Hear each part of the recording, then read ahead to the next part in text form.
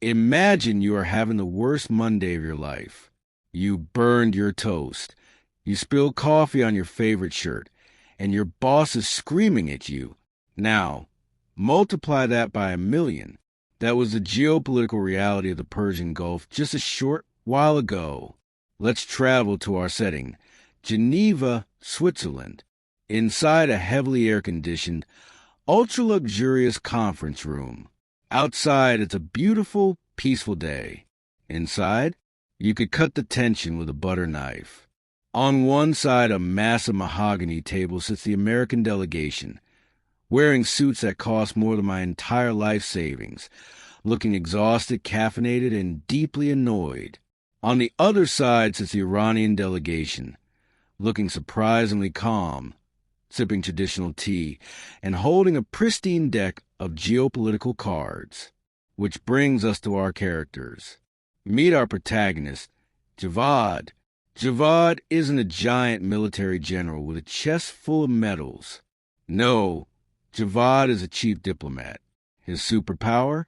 He can say no in 15 different polite ways without ever blinking. Across from him is Jonathan, the chief U.S. negotiator, a man whose hairline has receded by 3 centimeters just during this 3-month summit. The conflict? The war was finally over. The smoke had cleared. The battleships were parked. But now came the hardest part of human history, deciding who gets what, who pays for what, and who gets to brag about it on Twitter. Jonathan, the American, rubs his eyes. He looks at a thick 500-page document. All right, Javad, Jonathan sighs. We've been at this since last Tuesday. We agreed on the ceasefire. We agreed to stop hacking each other's smart fridges. What else do you want? Javad takes a slow, agonizingly long sip of his tea. He puts the cup down with a soft clink. The whole room goes dead silent.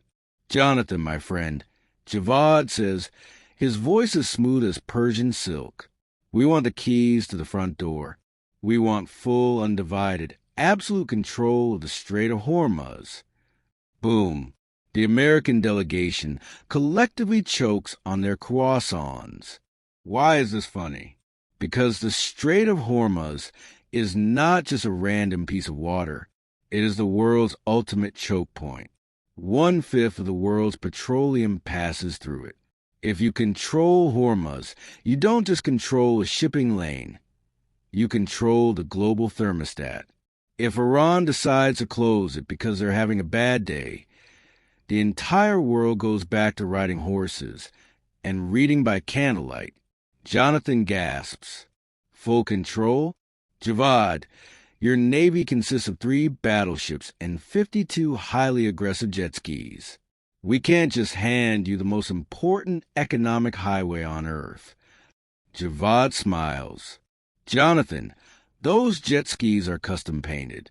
And yes, you can, because if you don't, we will legally rename the strait to the Great Highway of No America, and we will charge you a toll every time a U.S. ship breathes our air. Plus, you broke our windows during the war. We want compensation. This is where the plot reaches its absolute peak. The Americans thought they could negotiate the price down. They offered trade deals. They offered Hollywood movie rights. They even offered to give back some old frozen assets. Javad shook his head. He pulled out a sleek, modern calculator. No. We calculated the property damage, the emotional distress of our citizens, and the amount of tea we wasted during your airstrikes. The total comes to exactly 5,000 trillion Indonesian rupiah. Jonathan blinks. The American lawyers look at each other. One lawyer frantically opens Google Currency Converter on his phone. His hands are shaking. He looks at the screen, rubs his eyes, and whispers into Jonathan's ear. Sir, that is $312.5 billion US dollars. $312.5 billion dollars. Jonathan's face turns the color of a ripe tomato. 312 billion. Javad, do you know what we can buy with that much money? We could buy 5 small European countries. We could build a real-life Death Star. We could finally fix the ice cream machines at every McDonald's across the United States. Javad shrugs. Well, you should have thought about that before you parked your aircraft carrier in our backyard. Cash or card, Jonathan? We don't accept American Express. The room erupts into a chaos of whispered phone calls to Washington. The President of the United States is woken up from a nap. The Treasury Department is sweating through their suits. But Uncle Sam realizes he has no choice. The war is over. The world needs oil to flow through the Strait of Hormuz, and Iran hold the ultimate leverage. And that, ladies and gentlemen, is how the ultimate geopolitical poker game ended, not with a nuclear blast, but with a signature of very stressed American accountant, a massive pile of U.S. dollars, and a man named Javad who finally got the world to pay for his tea. Thank you